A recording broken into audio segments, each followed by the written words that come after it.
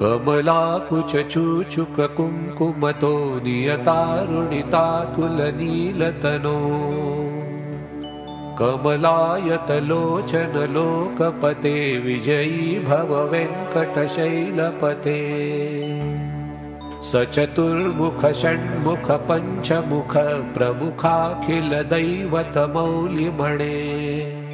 शरणागत वत्सल सारनिधे परिपालय मां वृषशैलपते अतिवेलतया तव दुर्विषहैरनुवेलकृतैरपराधशतैः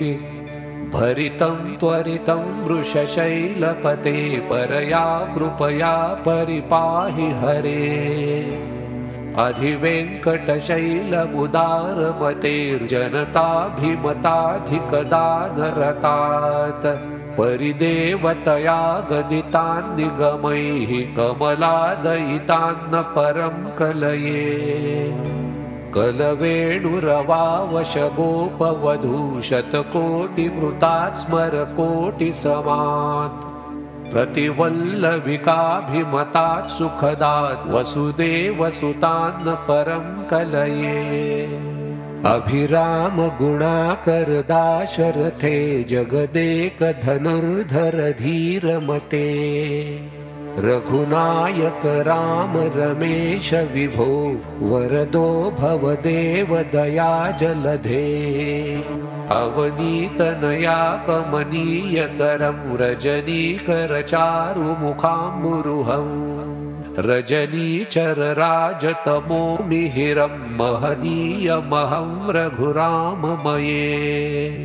सुमुखं सुहृदं सुलभं सुखदं स्वनुजं च सुकायममोघशरम् अपहाय रघुद्वहमन्यमहं न कथञ्चन कञ्चन जातु भजे विना वेङ्कटेशं न नाथो न नाथ सदा वेङ्कटेशं स्मरामि स्मरामि हरे वेङ्कटेश प्रसीद प्रसीद प्रियं वेङ्कटेश प्रयच्छ प्रयच्छ अहं दूरतस्ते पदाम्भोजयुग्म प्रणोमेच्छयागत्य सेवां करोमि सत्कृतसेवया नित्यसेवाफलं त्वं प्रयच्छ प्रयच्छ प्रभो वेङ्कटेश अज्ञानदीनामया दोषान् शेषान् विहितान् हरे क्षमस्व त्वं शेषशैलशिखामणे इति श्री वेङ्कटेशस्तोत्र।